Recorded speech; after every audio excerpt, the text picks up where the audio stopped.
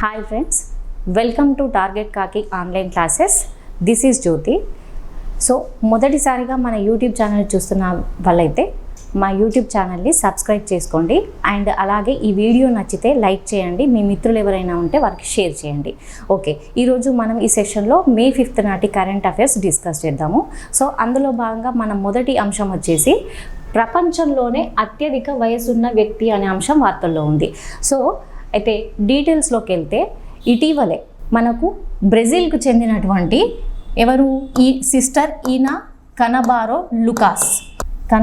లుకాస్ అనే 116 సంవత్సరాల వయసు కలిగిన మహిళ. ఈమె ఒక క్యాథలిక్ నన్. ఓకే, ఈమె మరణించడంతో ప్రస్తుతము ప్రపంచంలోనే ఎవరు ఈమె బ్రిటన్కి చెందినటువంటి ఏథెల్ క్యాటర్ హోమ్ అండి.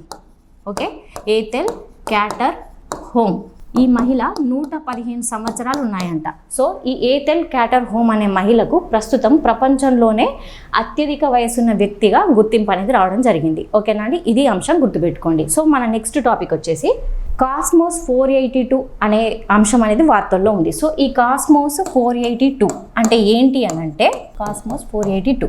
సో ఈ కాస్మోస్ 482 అంటే ఏంటి అని అంటే సోవియట్ యూనియన్ శుక్రగ్రహం పైనకి ప్రయోగించిన పరిశోధన కోసం, రైట్. సోవియట్ యూనియన్ అంటే 1972 సంవత్సరంలో సోవియట్ యూనియన్, ఇది సోవియట్ యూనియన్ అంటే ఏంటి, 1992 ఆ ప్రాంతంలో యుఎస్ఎస్ఆర్ అనేది విచ్ఛిన్నమైపోయింది. సో అంతకుముందు దాన్ని సోవియట్ యూనియన్ అని అనేవాళ్ళు. ఓకే, అయితే 1972లో సోవియట్ యూనియన్ శుక్రగ్రహం పైనకి పరిశోధన కోసం ప్రయోగించినటువంటి వ్యోమ నౌకల్లో ఈ కాస్మోస్ 482 అనేది ఒకటి. అయితే ఇప్పుడు ఇది ఎందుకు వార్తల్లో ఉంది అంటే దీన్ని 1972లో ప్రయోగించిండ్రు. అయితే అప్పుడు ఇది కొన్ని టెక్నికల్ ఇష్యూస్ వల్ల ఇది భూవాతావరణంలోకి చేరలేకపోయింది. ఇప్పుడు అది ఎందుకు వార్తల్లో ఉంది అని అంటే సో ఇప్పుడు అంటే 1972లో ప్రయోగించారు అని అంటున్నాం కదా. సో 50 సంవత్సరాల తర్వాత ఇప్పుడు అది భూవాతావరణంలోకి రానుందట. సో అలా ఇప్పుడు ఈ కాస్మోస్ 482 అనే అంశం వార్తల్లో ఉంది. ఓకేనండి, సో ఇది సైన్స్ అండ్ టెక్నాలజీ పరంగా ఇంపార్టెంట్, గుర్తుపెట్టుకోండి. సో మన నెక్స్ట్ టాపిక్ వచ్చేసి ఆస్ట్రేలియాకు ప్రధానిగా రెండవసారి యాంటోనీ ఆల్బనీస్ అండి.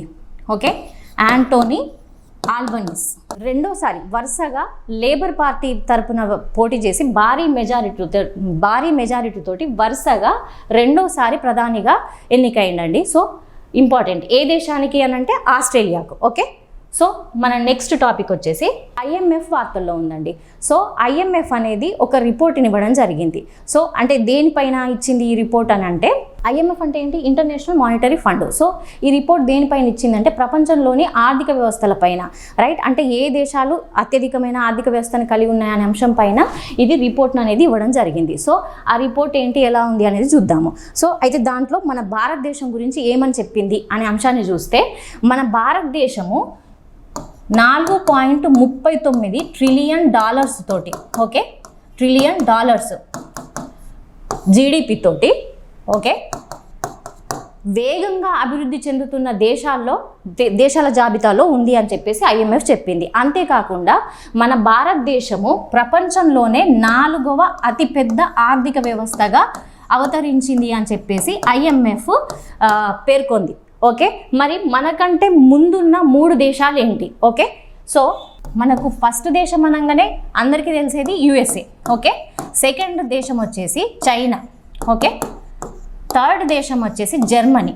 మన ఇండియా వచ్చేసి ఎన్నో ప్లేస్లో ఉంది, 4th ప్లేస్లో ఉంది. 4వ అతిపెద్ద ఆర్థిక వ్యవస్థగా ఇది మన ఇండియా అనేది అవతరించిందంట. Okay, India. అయితే మరి ఇక్కడ ఇంపార్టెంట్ అంశం ఏంటి అని అంటే మరి ఏ దేశాన్ని అధిగమించి ఇండియా అనేది 4వ అతిపెద్ద ఆర్థిక వ్యవస్థగా అవతరించింది అనేది ఇంపార్టెంట్. ఎందుకంటే మనకు తెలంగాణలో జరిగిన గ్రూప్ 1 ఉంది కదా, గ్రూప్ 1కి 3 ప్రిలిమ్స్ జరిగినాయి మనకు.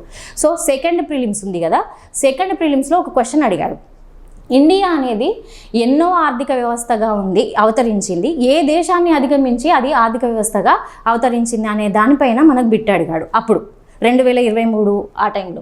ఓకే, అయితే ఇప్పుడు మరి ఏ దేశాన్ని అధిగమించి మన ఇండియా అనేది 4వ ఆర్థిక వ్యవస్థగా అవతరించింది అంటే జపాన్ అండి. ఓకే, జపాన్ను అధిగమించి మన ఇండియా అనేది 4వ అతి పెద్ద ఆర్థిక వ్యవస్థగా అవతరించిందట. అంతేకాకుండా ఇంకేమంది అని అంటే 2030 సంవత్సరం నాటికి మన భారతదేశం అనేది 3వ అతిపెద్ద ఆర్థిక వ్యవస్థగా అవతరించనుందట. ఓకే, ఇది ఇంపార్టెంట్ అండి. మనకు ఎకానమీలో నేషనల్ ఇన్కంలో ఈ అంశం అనేది యాడ్ చేసుకోండి. ఓకే, అయితే ఇటీవలే IMF మనకు ఎవ్రీ ఇయర్ కొన్ని ఆర్థిక సంస్థలు ఉంటాయి కదా, జీడిపి వృద్ధి రేటుకు సంబంధించిన అంచనాలు అనేవి చెప్తూ ఉంటాయి. అయితే ఇటీవలే IMF మన భారతదేశానికి సంబంధించి మన భారతదేశ జీడిపి రేటును ఏది 2025-26 అంటే ఈ ఫినాన్షియల్ ఇయర్కి జీడిపి వృద్ధి రేటు ఎంత ఉంటుంది అని చెప్పేసి అంచనా వేయడం జరిగింది అని అంటే 6.2. గుర్తుపెట్టుకోండి, ఎందుకంటే ఇదే IMF ఒక 4 months బ్యాక్, రైట్, ఒక 4 months బ్యాక్ ఏమని చెప్పింది అని అంటే ఇదే ఫైనాన్షియల్ ఇయర్కి ఇదే IMF ఇదే ఫైనాన్షియల్ ఇయర్కి ఏమని చెప్పింది అని అంటే 6.5 జీడిపి వృద్ధి రేటు ఉంటుంది అని చెప్పేసి చెప్పింది. ఓకేనా అండి. అయితే మరి ఎందుకు ఇంతగా తగ్గించింది, 6.2కి ఎందుకు తగ్గించింది జీడిపి వృద్ధి రేటును మన భారతదేశానికి సంబంధించి అంటే ట్రంప్ అధికారంలోకి వచ్చిన తర్వాత, ఓకే, ట్రంప్ అధికారంలోకి వచ్చిన తర్వాత ఆయన విధిస్తున్నటువంటి భారీ సుంకాల వల్ల ఇది అమెరికా ఆర్థిక వ్యవస్థనే కాదు ప్రపంచ ఆర్థిక వ్యవస్థ కొంచెం కుదేలవుతుంది అని చెప్పేసి హెచ్చరిస్తూ అండ్ మన భారతదేశంలో జీడిపి వృద్ధి రేటును అంతకుముందు 6.5గా ఇది అంచనా వేసింది. బట్ ఇప్పుడు అది మార్చుకొని కొంచెం తగ్గించి 6.2గా ఇది అంచనా వేయడం జరిగింది. అండ్ ఇటీవలే డెలాయిట్ ఉంది కదా, డెలాయిట్ అనే సంస్థ కూడా మన భారతదేశ జీడిపి వృద్ధి రేట్ అనేది 2025-26 సంవత్సరానికి 6.5 నుంచి 6.7% ఉండనుంది అని చెప్పేసి డెలాయిట్ ఇండియన్ ఎకానమీ అవుట్లుక్ అనే దాంట్లో పేర్కొనడం జరిగింది. ఓకేనా అండి, ఇది అంశం వెరీ వెరీ ఇంపార్టెంట్ అండి, గుర్తుపెట్టుకోండి. ఓకే, మన నెక్స్ట్ టాపిక్ వచ్చేసి ఓకే ఓపీ జిందాల్ యూనివర్సిటీ అనేది మనకు వార్తల్లో ఉందండి. సో ఈ ఓపీ జిందాల్ ఎందుకు ఇప్పుడు వార్తల్లో ఉంది అని అంటే ఈ ఓపీ జిందాల్ గ్లోబల్ యూనివర్సిటీ అనేది మనకి ఎక్కడ ఉంటుంది, హర్యానాలో ఉంటుంది. అయితే ఇప్పుడు ఇది ఎందుకు వార్తల్లోకి వచ్చిందంటే ఇది ఒక అధ్యయనం అనేది చేసింది. మరి ఏ అంశం మీద ఇది అధ్యయనం చేసింది అని అంటే మన భారతదేశంలో ఏది అత్యధికమైన వేడి, తీవ్రమైన చలి వల్ల మన భారతదేశంలో సంభవించిన మరణాల పైన ఇది ఒక అధ్యయనం అనేది చేసిందట, రైట్. అయితే ఓకే, ఇది ఒక అధ్యయనం అనేది చేసింది. సో మరి ఆ అధ్యయనానికి సంబంధించిన విషయాలు ఏంటో చూద్దాం.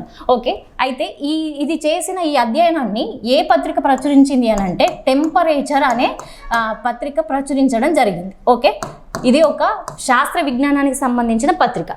ఇది చేసిన అధ్యయనం ఏది ఓపీ జిందాల్ గ్లోబల్ యూనివర్సిటీ చేసిన అధ్యయనాన్ని ఈ టెంపరేచర్ అనే పత్రిక ప్రచురించింది. ఓకే, అయితే మరి ఈ అధ్యయనంలో ఏమని పేర్కొంది అని అంటే మన భారతదేశంలో 2001 నుంచి 2019 ఈ మధ్యకాలంలో అత్యధిక వేడి, తీవ్రమైన వేడి అండ్ తీవ్రమైన చలి, అతి ఉష్ణం, అతి శీతల ఈ పరిస్థితుల వల్ల దాదాపుగా 35,000 పైగా మరణాలు అనేవి సంభవించినాయి అని చెప్పేసి ఓపీ జిందాల్ గ్లోబల్ యూనివర్సిటీ చెప్పడం జరిగింది. ఓకే, తన అధ్యయనంలో పేర్కొంది.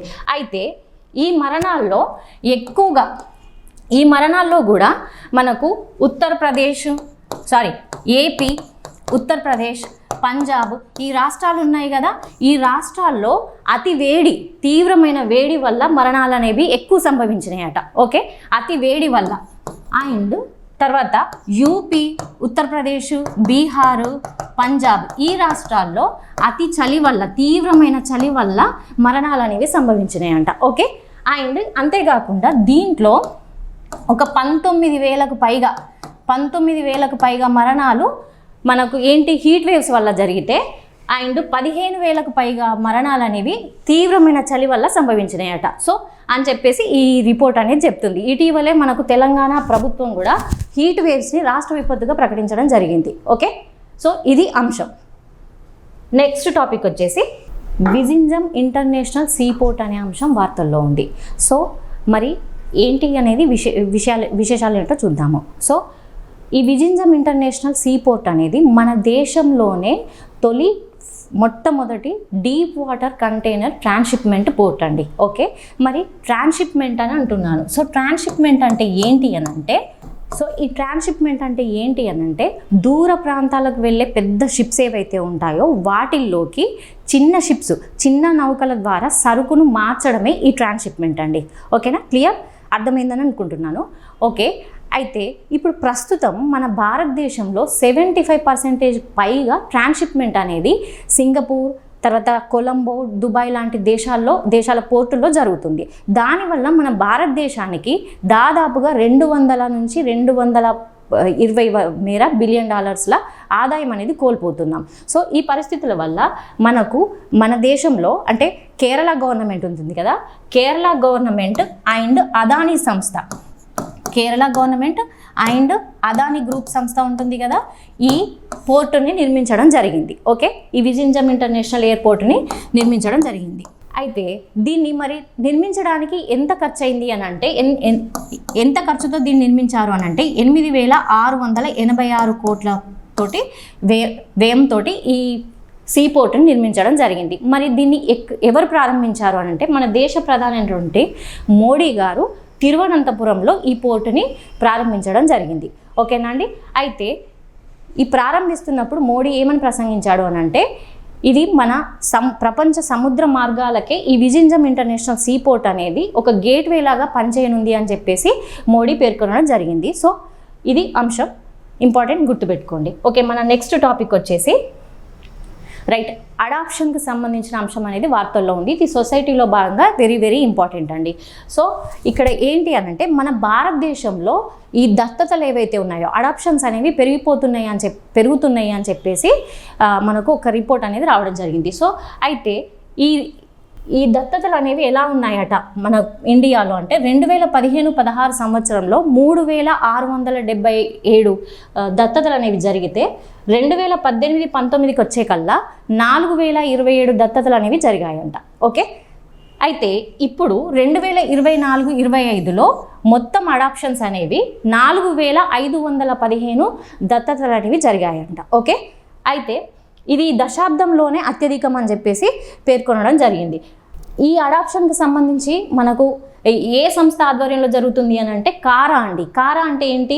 Central adoption resource authority, right. ఈ కారా ఆధ్వర్యంలో జువైనల్ జస్టిస్ యాక్ట్ 2015 ఉంటుంది కదా, ఆ యాక్ట్ ప్రకారంగా ఈ అడాప్షన్ అనేది నిర్వహించబడుతుంది మన భారతదేశంలో. ఓకే, ఇది సొసైటీ పరంగా very very important. Okay, so మన నెక్స్ట్ టాపిక్ వచ్చేసి ఫినాన్షియల్ యాక్షన్ టాస్క్ ఫోర్స్ అనే అంశం వార్తల్లో ఉంది. ఓకే, ఇది వెరీ వెరీ ఇంపార్టెంట్ అండి. సో ఏంటి ఫినాన్షియల్ యాక్షన్ టాస్క్ ఫోర్స్ అంటే మనకు April 22 అంటే గుర్తొచ్చేది ఏంటి?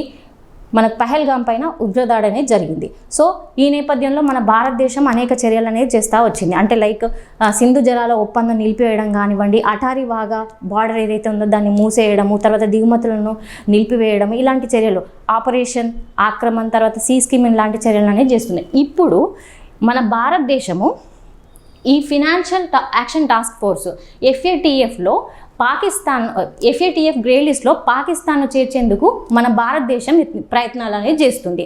సో ఈ FATF అనేది ఏంటి అని అంటే ఈ FATF అనేది ఇది ఉగ్రవాదాన్ని ప్రోత్సహించే దేశాలు ఏవైతే ఉంటాయో అండ్ మనీ లాండరింగ్ నిర్వహించే దేశాలను గుర్తిస్తుంది. అందుకే దీన్ని global watch dog for money laundering and terrorism అని చెప్పేసి అని అంటారు. ఓకే, అయితే దీంట్లో మన ఈ FATF గ్రే లిస్ట్లో చేర్చాలని చెప్పేసి మా ఇండియా అనేది ప్రయత్నిస్తుంది. ఓకే, ఈ FATF అనేది మనకేంటి అని అంటే ప్యారిస్ కేంద్రంగా 1989లో ఏర్పడ్డది. సో ఈ FATF లిస్ట్లో ఉన్నప్పుడు ఏంటి అని అంటే ఒక దేశం అనేది FATF లిస్ట్లో జాబితాలో గనక ఉంటే ప్రపంచంలోని ఏ దేశమైన ఏ ఆర్థిక సంస్థ కూడా దీనికి ఆర్థిక సహాయం అనేది చేయదు. సో అందుకోసం అని చెప్పేసి ఎందుకు అని అంటే వాటికి ఒకవేళ ఆర్థిక సహాయం చేస్తే అవి ఏం చేస్తాయి, అవి మళ్ళీ ఉగ్రవాదాన్ని ప్రోత్సహిస్తాయి. సో అందుకోసం అని చెప్పేసి ఏ దేశం కూడా వీటికి ఆర్థిక సహాయం అనేది చేయదు. ఓకే, అలా ఇప్పుడు అంటే పాకిస్తాన్ చర్యలను ప్రపంచానికి తెలియజేయడానికి అని చెప్పేసి మన భారతదేశం అనేది ప్రయత్నిస్తుంది. సో అలా ఇప్పుడు ఈ FATF అనే అంశం వార్తల్లో ఉంది. ఇది వెరీ వెరీ ఇంపార్టెంట్, గుర్తుపెట్టుకోండి. ఓకే, మన నెక్స్ట్ టాపిక్ వచ్చేసి గుగులోతు సౌమ్య గారు వార్తల్లో నిలిచారు. ఈమె నిజామాబాద్కు చెందిన ఫుట్బాల్ ప్లేయర్ అండి. Okay, Guguloth Soumya football player. ఈమెకు ఆల్ ఇండియా ఫుట్బాల్ ఫెడరేషన్ వారి మన ప్లేయర్ ఆఫ్ ద ఇయర్ అనే అవార్డు రావడం జరిగింది. తెలంగాణ నుంచి ఈ పురస్కారం పొందినటువంటి మొట్టమొదటి మహిళగా ఈమెను గుర్తించవచ్చు. ఓకే, ఇవ్వండి ఈరోజు కరెంట్ అఫైర్స్. మళ్ళీ రేపటి కరెంట్ అఫైర్స్తో మళ్ళీ కలుద్దాం.